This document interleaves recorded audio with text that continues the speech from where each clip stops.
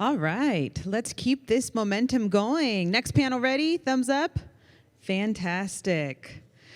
The mind, body, and spirit are one. Let's learn what that means and the wellness connection. Yes, you heard that right. This is going to be the topic of our next panel and our next discussion. We all want to feel healthy and happy. It's something we strive for in our everyday lives. But what does wellness really mean? And how can you achieve it? I'm especially excited about this conversation because we hear, the words health and wellness just thrown together simultaneously all the time these days. So let's get answers to such questions and more through this next discussion. I'd like to bring up now our moderator who will begin. Please help me in bringing up Tammie Chang, physician and co-founder of Pink Coat MD. Come on up. Oh, and there you are. Thank you so much. Thank you. Hello, can everyone hear me okay? All right, everyone come on up and grab a seat. All right, I'm thrilled to be your moderator for today. So I am a practicing pediatric oncologist. Oh my gosh. I'm the medical director of Provider Wellness for Multicare Health System, and I am also the co-founder of Pink Coat MD, a digital platform to help us retain our women physician workforce. So I'm also an author, speaker, leadership coach, podcast host, and I'm part of a global chief wellness officer community really dedicated to trying to help solve our healthcare burnout crisis, which we are experiencing as a global community. So I'm excited to introduce all of our wonderful panelists today. So our first is Krysta Theus. Am I saying your name right? Yeah, perfect. And we had a wonderful breakfast this morning, so we're just going to have breakfast 2.0 this morning. Krysta has a long-standing background in healthcare. She is the founder of Healing Purpose, a holistic empowerment group that aligns passion and purpose to transform lives. She is a credentialed change and project management expert, and as well as a certified master practitioner in NLP, neuro-linguistic programming, hypnotherapy, and mental and emotional release. She is a self-proclaimed wellness globalpreneur, and she absolutely strives to pay forward, really to serve others and to heal. When she is not with clients, she enjoys really great family adventures with her husband and children, as well as live music, painting, gardening, new dining experiences, and the occasional Netflix binge sesh. Welcome, Krysta. And our next panelist is Eric Durak. So Eric, he is one of our nation's, and you've actually heard from him already during this conference, he is one of the nation's leading exercise physiologists and health educators. He has over 35 years of experience in health promotion and has presented at over 200 national and international conferences in exercise medicine and health promotion, now 201. He has also logged thousands and thousands of hours in clinical care, wellness, and research.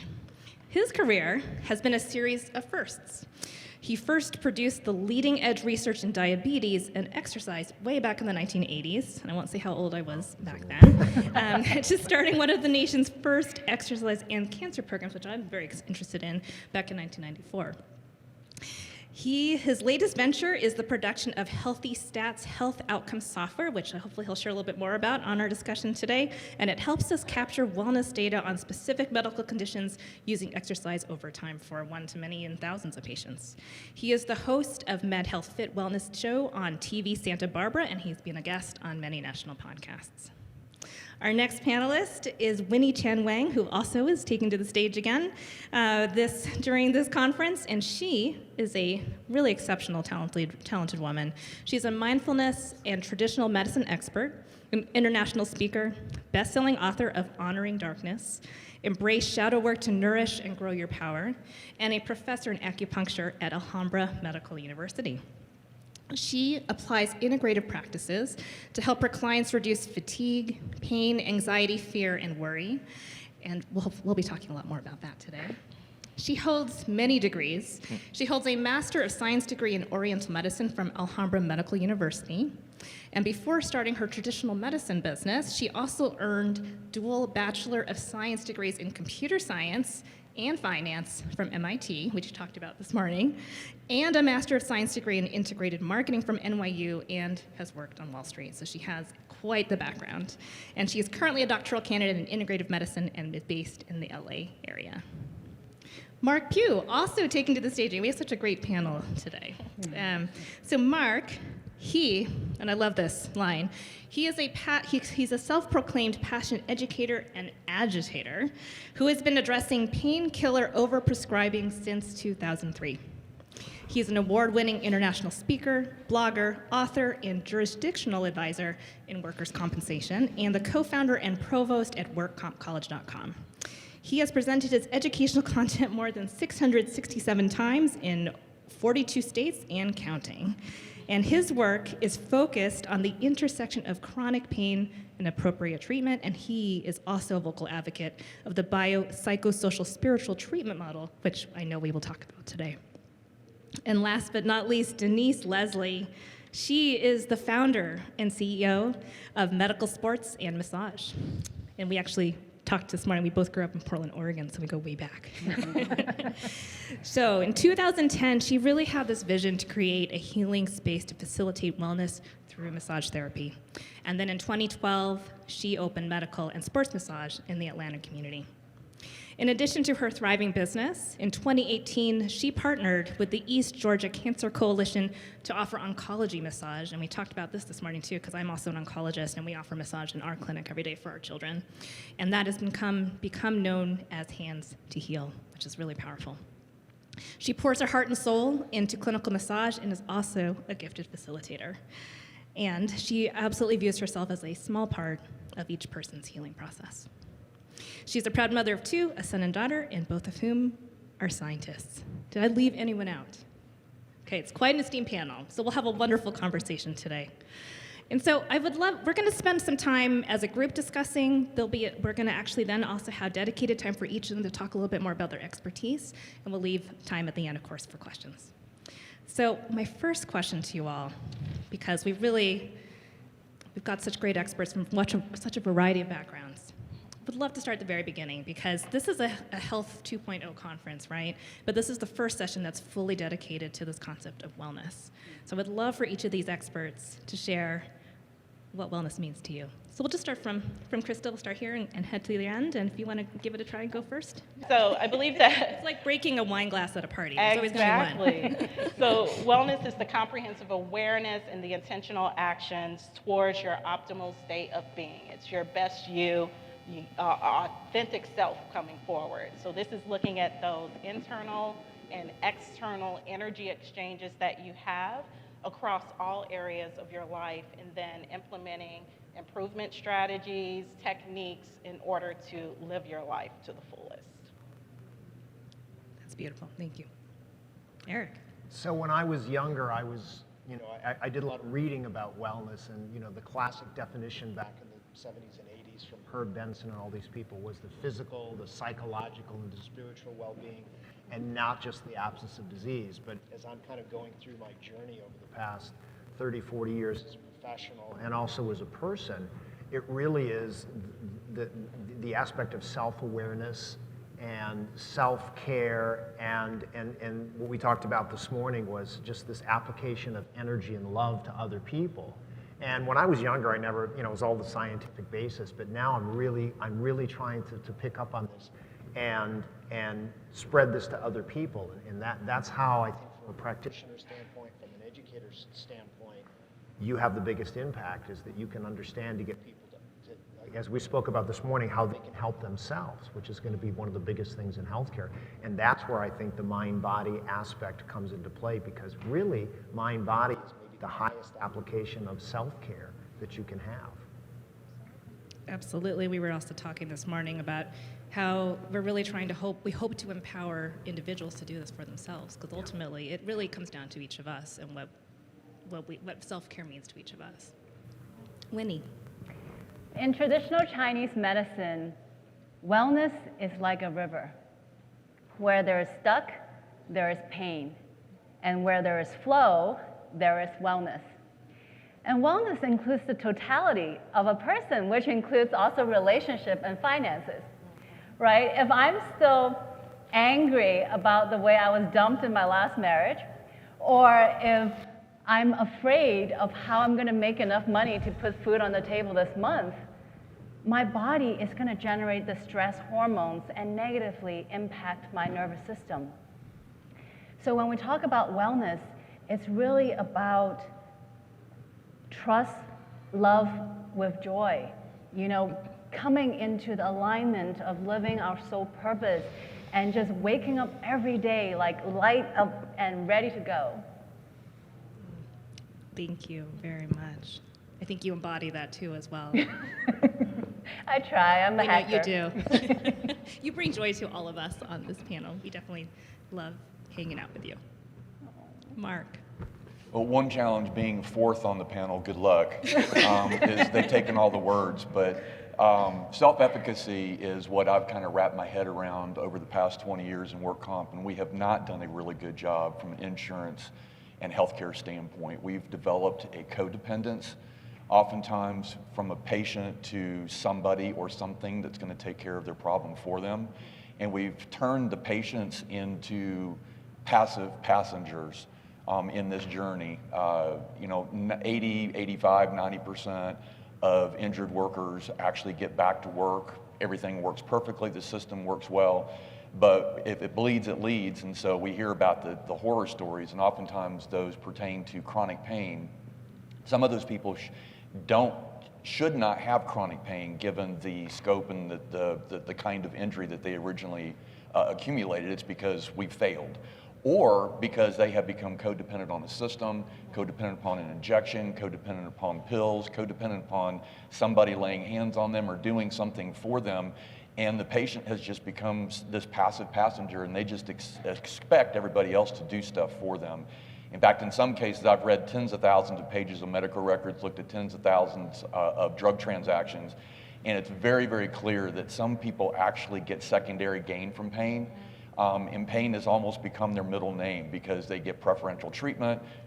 You had mentioned in our panel yesterday, it's kind of playing the trump card a little bit that they've got that. And it's very difficult to do that. So I think wellness is really when you get to a point when you realize that there are things that you can do like deep diaphragmatic breathing, mindfulness, proper hydration, proper nutrition, things that you don't need a prescription for, you don't need a doctor or any other clinician to do. It's just the motivation to get out and walk, to get out and run, do whatever. So that's where my head is, less from a I guess a squishy kind of feeling, and more of that insurance, how do we actually implement this? If that makes sense. Well, absolutely. I mean, we look at the way healthcare is today internationally, right? And it's so dependent on pharmaceuticals. It's reality. Right? Well, and the I'm a healthcare physician. system is codependent upon the patients too. So there's this Absolutely. weird kind of conundrum. Are we doing the right things for the right reasons, or are there misaligned incentives that are causing actually more harm than good? Absolutely. Thank you, Mark.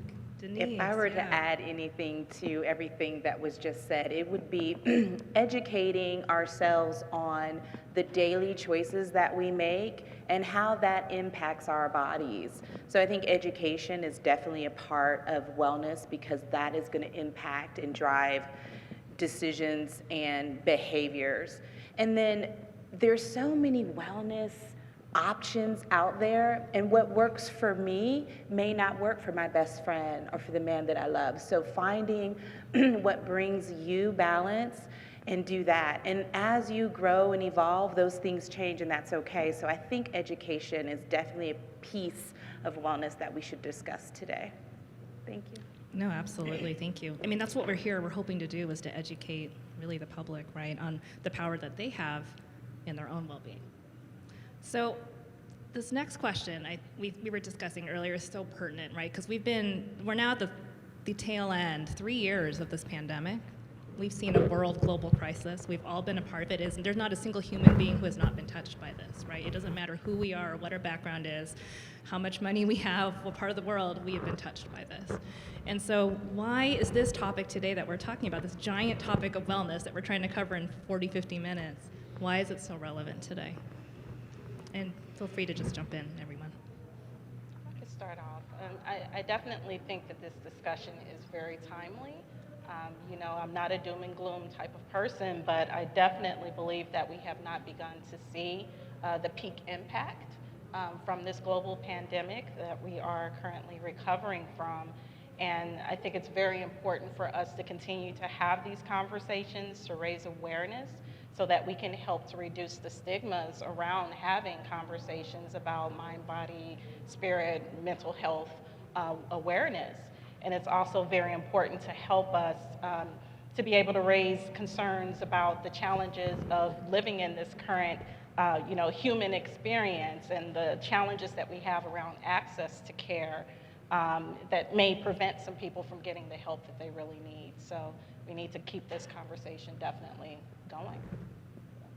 Yeah, take it. I think that actually the pandemic did a lot of good in the wellness field, because during the lockdown, I don't know how many in the audience also had this experience, but they started gardening, or they went on YouTube and started exercising. Yeah. I felt that we actually took a little bit back of the power of self-care, because guess what? We don't have to drive the kids to work. We don't have to cook breakfast and wake up at a certain hour or even change out of our pajamas. We can just relax. I felt like during the pandemic, a lot of us learned how to be, and that's so beautiful. And I just want to tell this one quick joke, which was, I actually got my yoga teacher training during the pandemic. And one of the homework was to take the coldest shower possible every morning. And as a traditional Chinese medicine doctor, we are all about hot bath. And part of my brain is like, oh, it does not compute, does not compute. I must drink my hot soup, take hot bath. And asking me to take the coldest shower possible, eating raw vegan food, was a really big stretch. And I really want to bring back to what Denise said, which is we need to listen to ourselves, right? Just because cold shower works for somebody, it doesn't work for everybody. And I think the message I really want to impart on everybody is that we are our own expert, and we get to be empowering ourselves. But, I'll add on to that and talk about hot, cold treatment and the education piece. So we know what heat does. It relaxes the muscle fibers. It brings blood to the area. But what does cold do? It reduces inflammation. It vasoconstricts. So educating yourself on when to use certain wellness modalities and why you want to use those and how you use those modalities, I think is going to be very impactful for your health and well-being. And to add on to that, opening this Pandora's box of the behavioral issues in this country was a big deal.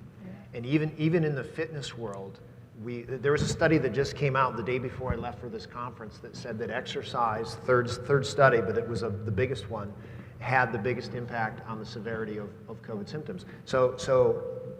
But it's the behavioral aspect that I'm sort of shifting to, because these things are now so important, and whatever mind-body practices that you can do to help the depression, loneliness, etc. There's so many things now that this is going to be a big thing. But because we have such big brain power here, we actually talked about this, in our Zoom call and this morning, and there are answers to all of these things that are simple. They can be done at home. They can be done regularly. Just the breathing. We talked about breathing and all of these things. They're free. They're free. They don't cost anything. Exactly. Right? We're one of the most expensive, we do spend the most money per capita in the world on healthcare, and yet we're still not really, we're just scratching the surface of the mind, body, spirit connection, right? I'm hearing a real a theme here, which is that there's almost like the pandemic was a silver lining. There are some silver linings here. Yeah, Mark, what do you think? Just to put a final bow on it, it was a resilience check for everybody. And I think there were a number of people who felt like they were resilient and realized that they actually weren't. And so it's a top of mind kind of conversation. For example, my daughter-in-law had breast cancer. Fortunately, she was able to get through that. I lost my uncle, lost my job, lost my gallbladder. My daughter got married. I got a new granddaughter, two new granddaughters. So, life is kind of this ebb and flow. And I realized that I thought I was resilient, but when those gut punches kept coming, it's like maybe I wasn't as resilient as I thought. And as a parent, I loved that my son, who you tried to instill values too, right? You do everything you can as they're raised.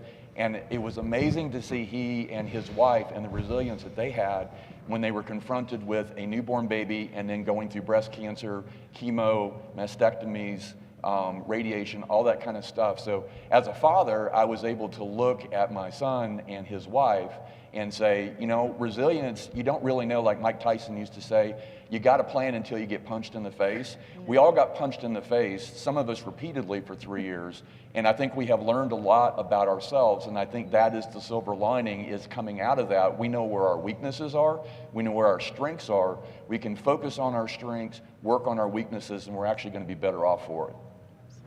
It's the whole concept of post-traumatic growth, right? And how the depth of our resilience is so much more than we realize until we're tested. Thank you. It's very true, I think. It resonates for me. I don't know if it resonates for some of you in the audience too as well. Well, what I would love to do is then take us through a little deeper dive into each of your areas together, and then we'll do a group discussion, of course, at the end. And so my first question I'd love to ask Krysta, which I think is a great question coming from our just kind of bigger, broader overview. What does holistic wellness really look like? And is it achievable? What does that even look like? I definitely think that it is achievable as an approach. So holistic, as we've all been saying, is taking into account the full whole person. So that's your financial, your social, your physical, your mental, your spiritual, your whole self into account. And if you have a particular goal that you have, you want to make sure that it's a SMART goal, you can have that goal and assess it against the feasibility of hitting the other areas of your life. So for instance, you know, I want to improve my physical health, I want to improve my muscle tone, and I've got a SMART goal that I'm going to work out for 3 days a week. So could you tell us what a SMART goal is for those of us who might be watching, may not know or be familiar? Yes. So you and I are coaches, so we're like all about this. I know, we're coaches. It may not be everyone's language. Absolutely. So SMART is a way that is an acronym for describing a goal, of whether it's specific, measurable, whether it's attainable, realistic, and timely. So that's a way that you can make sure that you've got a complete goal that kind of takes all things into consideration so that you can be most successful. So in having my SMART goal of being very specific, of working out at the gym 3 times a week, I'm looking at that and I'm wondering, you know, how is that going to affect my relationships, my family relationships, my marriage, my career aspirations and getting things done at work? How is it going to affect how I think and feel about myself? Just kind of going through the list of all areas of my life to see if there's any conflicts or barriers, and then assessing how I feel about whatever responses I get to those questions.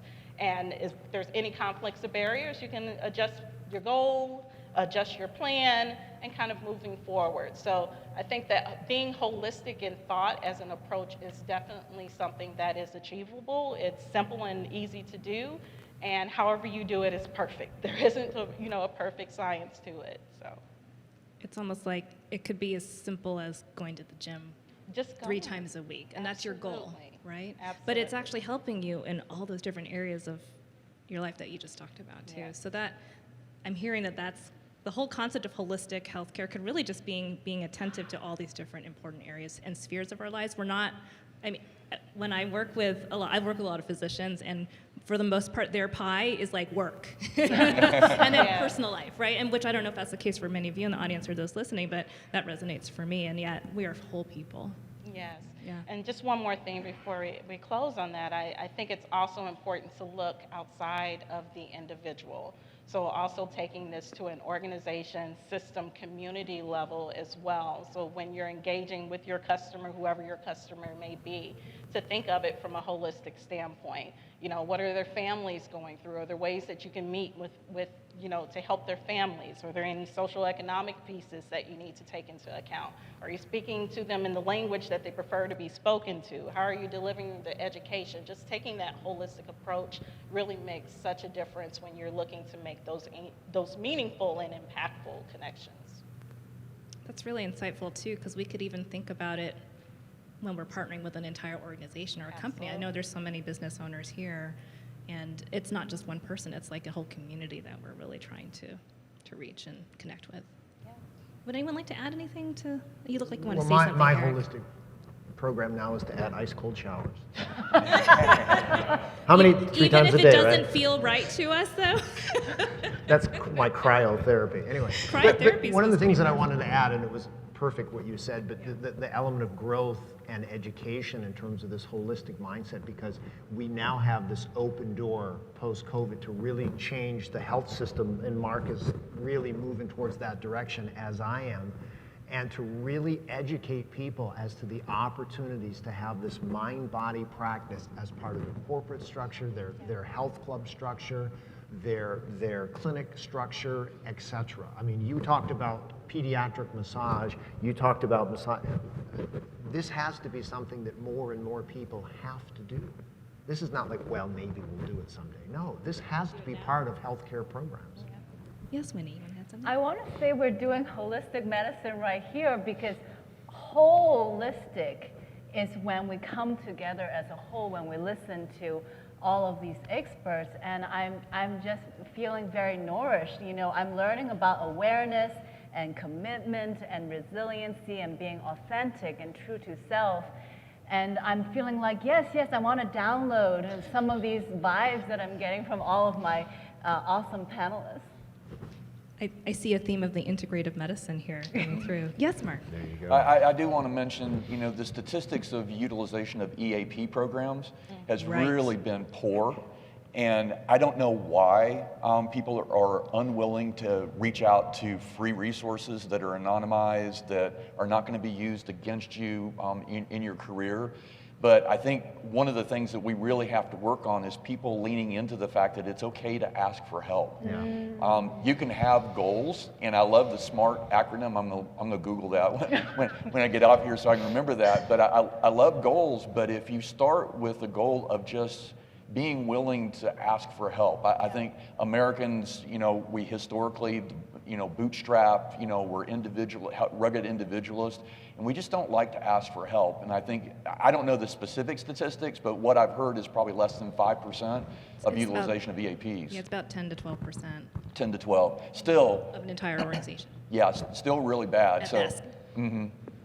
You know, Mark, something that you said made me think of something, and I wanted to share with the audience. I share this with my children, and I've told them this growing up, and I talk to my employees about these things sometimes as well, but it's okay to be angry. It's okay to be upset and sad. It's normal, you know, and so you don't have to always feel like if I'm sad today and tomorrow, and then I'm sad again on Friday, that something is necessarily wrong with you. Feel that emotion and work through it, but think about the next best feeling. Okay, what's gonna get me back to joy? What's gonna get me back to myself? And what's the next best thing? Because I don't want people to think that because something frustrates them or something makes them angry or they're feeling grief, that they need to take a pill or they need to go have a drink or whatever that is to feel joy. It is okay to feel those lower emotions.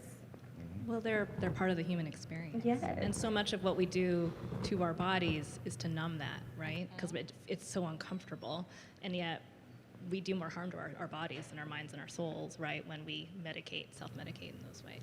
And if your mind is bad, your body is as well. Absolutely. So They're connected. anxiety, depression, anger, all those kind of things has a They come definite out. cause and you know, for other things that that connects the mind and body in a way that we don't want it to be connected. We must work through those circumstances so that those circumstances and the trauma and the impact of those situations don't get stuck. Absolutely.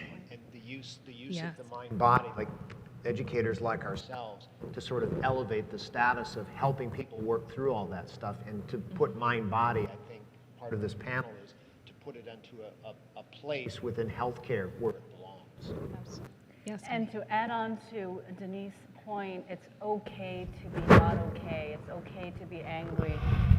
That, you know, you talk about integrative medicine. You know, I wrote this book called Honoring Darkness, Embrace Shadow Work to Nourish and Grow Our Power. It's playing on the resiliency. You know, we are actually all whole.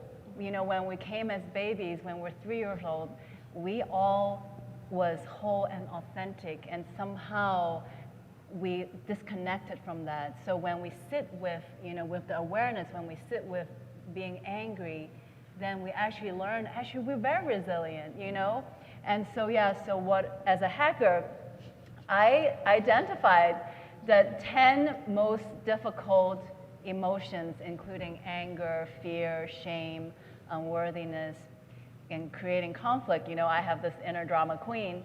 And I wanted to write a textbook with exercise where, you just go through the book and you do the exercise and you can systematically remove these mind blockages, right? Mind blockages, so that you can go back to being whole. That's wonderful, and I actually think that's a nice segue to the question I would love to ask Denise, if that's okay. We'll come back.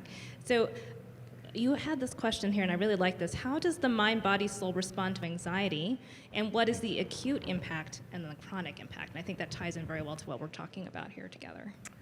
Wow. Big question.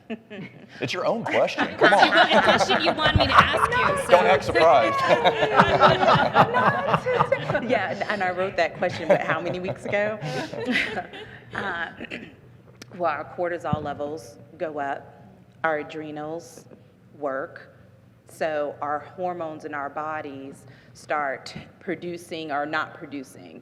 And so when we're in that acute state, but then it becomes chronic, we're going to see effects from that. And so the body responds to anxiety by turning off certain hormones and turning up others.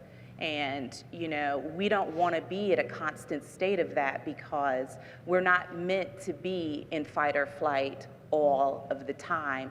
And what I'm seeing with the children that I'm working with, because I work with youth that have been diagnosed with stress, anxiety, and depression, is that their bodies are not producing the proper hormones to support them. And as a result, they're having irritable bowel issues, they're having circulatory issues, they're having mental issues as far as not being able to focus in their education, and as a result, it's impacting their relationships with not only their peers, but their parents and their educators.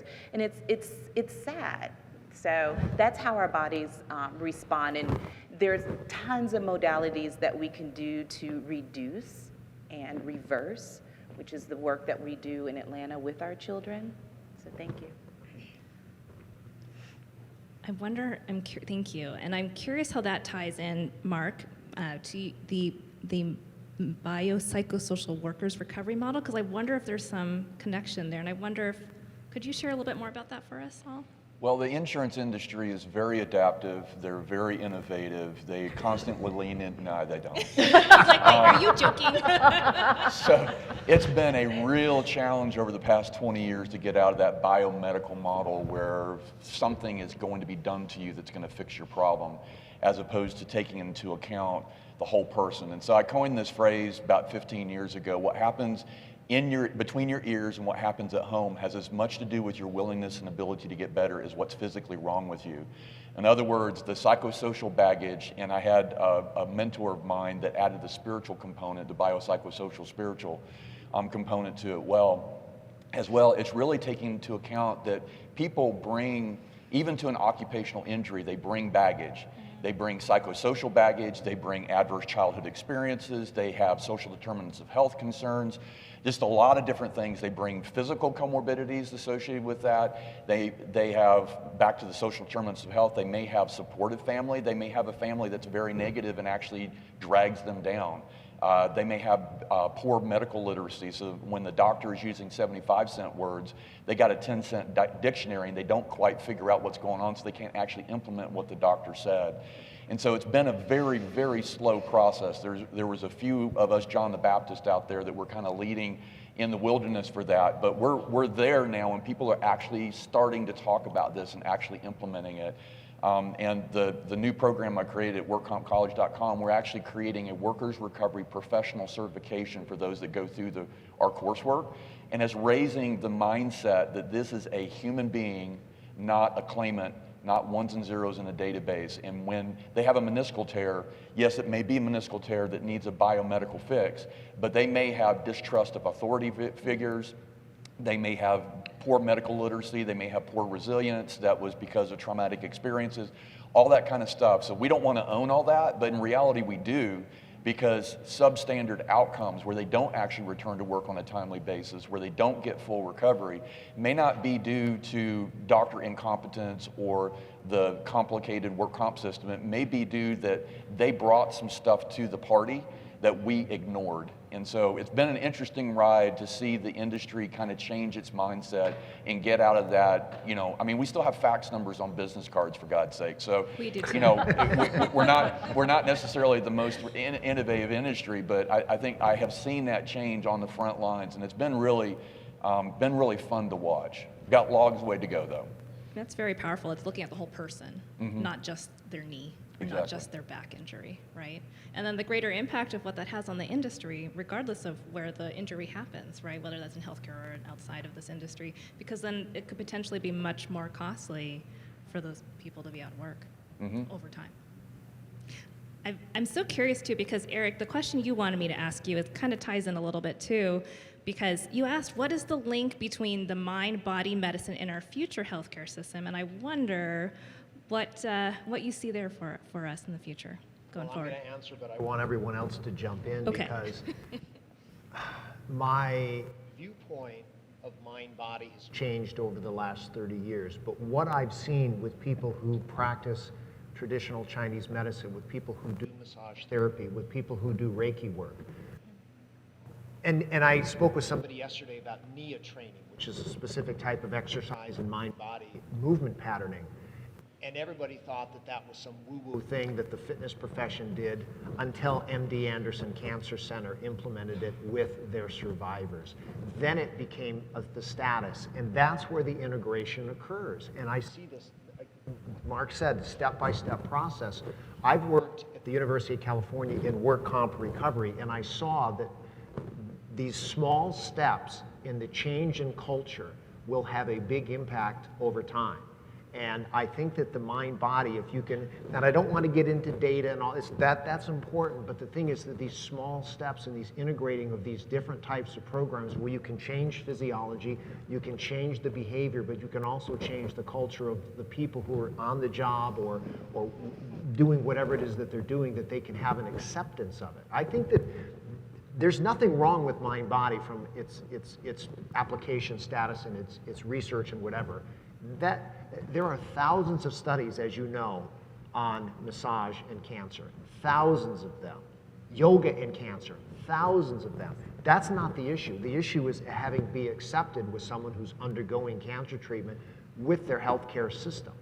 And They get integrated into their And healthcare integrated. without And- them having to ask for it. And as a cancer professional, I know we've got a few here, I am privy to the American Cancer Society and the NCCN network. In 2023, we'll be implementing standards of professional care for exercise and recovery, which means that it will be part of the healthcare system in the next couple of years, which I find to be phenomenal. Because you started that in the 90s. I started It only 25. took, I you know, started 30, 25 40 years years. ago, and 25 years ago, I said to people, exercise and cancer will be the new cardiac rehab, and now here we are. I'd like to ask a Yeah. question really, Krysta, because you have change management in your bio. We're talking about change from a personal standpoint, a corporate standpoint, an industry standpoint, a societal standpoint. What are some tips from a change management that we can kind of overcome that inertia? Because it ain't easy. That's a big Well, I'll question. tell you, if I had that golden buzzer, I would be a billionaire right now. But some key things, and I'll touch on that, is that it's really exciting. I get really exciting thinking about the future of healthcare just through my own 20-plus year journey in this space is, seeing wellness integrated with those technical business strategy type of goals is really exciting. And even in my local area, I've noticed that there are health systems that have a integrative medicine realm that's slowly starting to grow. So it's really exciting to see this kind of come to fruition, and I'm really excited for the communities to get a hold of this as well. So change management, it's all in just kind of assessing the pulse. As we've noticed, the silver lining of COVID is that there is, a greater sense of compassion for your fellow, peer, your fellow person on this planet. There isn't one person that wasn't impacted in one way or another by the pandemic. So just being aware of that, being aware of the needs as a global community is the first step. And then just in looking at areas that are doing it well. So you mentioned MD Anderson is doing it well. There's other spaces even outside of the healthcare industry that are doing wellness well, taking those learnings and bringing them forward. But I'll tell you, being someone on the inside from a health system perspective, the patient, the community has lots of power that they rarely tap into. You rarely see that empowerment coming forward. The more that you ask, the more that you will receive. So the demand will drive the growth of programs and the appetite for that in not just the health system, but in other industries as well. Well, absolutely, because in healthcare, we like to have this phrase that the most important person in the organization is the patient, right? And the patient really does have the largest voice when we come together. Thank you for sharing that. And Winnie, I'm going to ask you the one question before we open it up for more Q&A and just general discussion. I know you love to look for the golden nugget in everything and everyone around you. So what's your takeaway from our discussion today? Yeah, I want to bring a point that Mark said, which is, as a society, we really suck at asking for help. It's true. And like you guys said, it's like the patient asking for the help is what is actually going to drive change in the healthcare system, right? So bringing this and this together is we get better at asking for help. And, of course, as a practitioner of integrative medicine, I'm actually writing a second book called Unlocking Light. Receive help to unlock your original wholeness. Right? Because my goal is to showcase as many different types of modality so that the end user can ask the right question. Hey, I think I heard that this is really working. Yeah, so I just really want to educate the public about the options that are out there. Absolutely. Anyone have anything you want to add to that? It's a great Mark summary. looks like he's stunned. Well, we actually have about 10 minutes left, and so I'd love to leave a little. I see someone who's coming up for a question, so we'll have some time for Q&A. What we would love for everyone in the audience to be thinking about today is, what is your one take-home message from our conversation today? Because I think our brains can handle like one thing at a time. We're unitaskers, right? We always think we can multitask, but actually we are unitaskers, and it really helps us to put it all together to think about what is our one takeaway from each session that we attend. And so we'll answer a couple questions, and then I also want each of our wonderful panelists and experts to share their one takeaway for you all too as well today. So if you want to ask your question, go for it. Yeah, thank you. My name is Tony Gittles, and I work with family caregivers. I've never been much of a visionary, but I've really stumbled across some information that I think really relates to mind, body, to wellness, and that is the principles of positive psychology and teaching people about happiness, because it's really practical application in their everyday life. And I've started using this with family caregivers because it's a negative journey for the most part, but looking at the positive impact. So I just want to throw that out as an option, or if any of you have looked at that or studied it, it's incredibly powerful. But also, I didn't really connect with spirit during the panel discussion. So my question is more around that, and how does that integrate with Anyone my like to body? answer? Well, two times on this panel at the beginning, the word love came up. And that is something you never hear in healthcare. That I love my, some people say I love my job. A lot of people say they love their jobs, but a lot of people don't understand the integration of love. And happiness, love, self-awareness, all of these things are part of mind body. And I think that that's the kind of thing that needs to sort of be pushed here. And I told the panel this morning that I did my first breathwork class just a couple months ago, and it was an amazing experience. And so that growth, the happiness, the things that I'm actually trying to share, that there's this whole element of growth in there, and that's part of the happiness, the love, and the success. The success has to be part of this too. A person has to succeed with their therapy, otherwise they're not going to do it anymore. Well, even that word is judgment, but spirit is, for me, and I tell my patients, slow down, take some time, sit in silence, and listen. Listen to your breath pattern, listen to your thoughts, listen to your heart, and you'll get dynamic downloads. And for me, that's what the spirit connection is to your mind, body. And I mean, we can go on and on about that, but I definitely wanted to share that with the woman who just asked. Thank you. Thank you so much.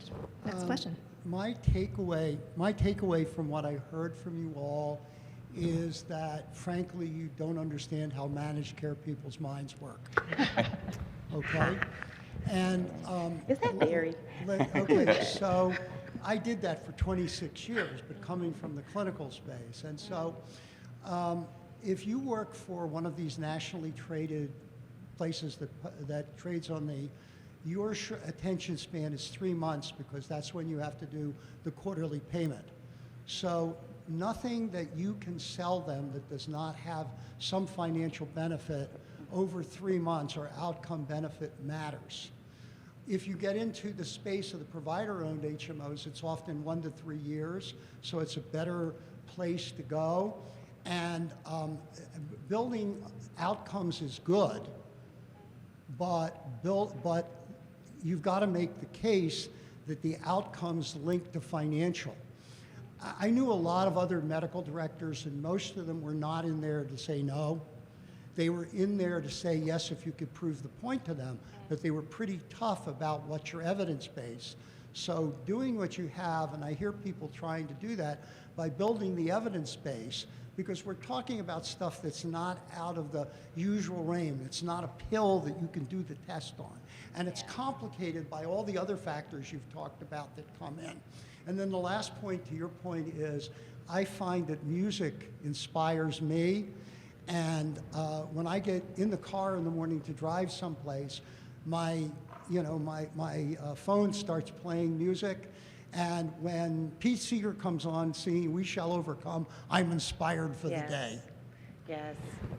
I'm going to make a quick answer to your question. Mark and I have a lot in common, because I spent 17 years at the University of California, which is the second largest employer in the state of California. And my mind, body, spirit wellness program in facilities management over 17 years, we were able to reduce back injuries to about 2.4 per year, over 350 employees. And in 17 years, I had 0 back surgeries, 0. That's the kind of evidence. Absolutely. I got a ton more for you too. We're going to talk. Yes, that's a whole nother talk. That's a whole nother talk. That's actually a big focus of what I do, is making the financial ROI argument for everything we do. And one other comment real quick, work comp is different than MCOs because we own the care for the life of that claim or the life of that person. So it's been interesting when I've dabbled in the MCO group health standpoint. It's going to be somebody else's problem potentially on January 1st, because they're going to be chasing a lower rate. And so now they're not worried about the long-term benefits and efficacy. They're really focused. And that's why I think work comp did a really good job in addressing the opioid overprescribing, because we were paying for naloxone, we were paying for, all the other cocktails of drugs that came from the symptoms. And so not all payers from an insurance standpoint are definitely are built the same, for sure. So I feel your pain. No pun intended. Their average length of enrollment is 15 years. It's a whole different ballpark than where I was in Medicaid. Right. Yep. Yes. We have time for 2 questions. My question is, I'm a healthcare provider, and we all talked about helping other people, which is great. But if our battery is really low, our selves of mind, body, and spirit. So my question is, what tool do you use to keep that battery filled so that you can provide? Yeah, Cool. I'll take that one. Okay, so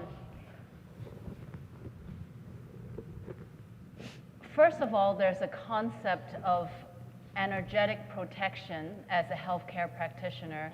And our other audience talked about, you didn't talk about spirit. Okay, that's like a whole separate panel for me. just like COVID is contagious, our patients' anxiety and fear and anger is also contagious. And that's why during COVID, so many of our talk therapists, they had burned out because guess what? As a society, when we have an excess of anxiety and depression, our talk therapists, they are actually also breathing in this anxiety and depression. And so the most important thing that all of us can do in healthcare is to start with self-care. Self-care means knowing when to say no, knowing when to take a break, make a bubble bath, go get a massage, go hit the gym, you know? So protection is knowing, it's like if I'm driving from Las Vegas to California, I gotta check how much is in my gas tank, right? If my gas tank is down to the last 8, you know what? It doesn't matter how much I want to go home and see my kids, I gotta hit the gas station. So as practitioners, we gotta check our gas tank, you know, and maybe we shouldn't run down to the last 8 of the gas tank before we fill up. No, Thank you so much. Yeah. I just want to add. I know we only have 1 minute left, so we I'll hopefully make get it to quick. you. So I would say also as a healthcare provider, you have it as a part of your leadership to incorporate it within your operations, wellness principles and those sorts of things. Some things that I used to do with my teams is we would have a positive pause. The first 5 minutes of every team meeting is talking about all the great things that we've experienced over the last month or so, and being grateful for certain things, and we would take that intentional time to include that in. It's also in how you set up your meetings, or you got meeting running from one to the other, or 10 minutes between Zooms, so people have a time to kind of digest what they just experienced, take a quick breath, take a bio break, and all of those sorts of things. So there's very simple things that you can incorporate within your operations for wellness. Thank you so much. And I think we're out of time, but all of us will be available afterward to touch base and ask a question. Oh, we can do one more. We can do one more. Come on back up. All right, come on back. Yay. Thank you. Hey everyone, you're all leaders up there. Thank you for putting yourself out here and changing the conversation. I wanted to ask, because we've been at the body element of health for a while, and you're all today here to contribute to the mind, body, and spirit. What do you say to people who maybe doubt that they can recover from a health challenge, if you will? That maybe their mind or body is already, like I said, they doubt. They're worried even that this is a problem that's beyond help. Yeah. Focus only on what you want, and that's it. So the doubts, the fears, the stats, the science, that's real.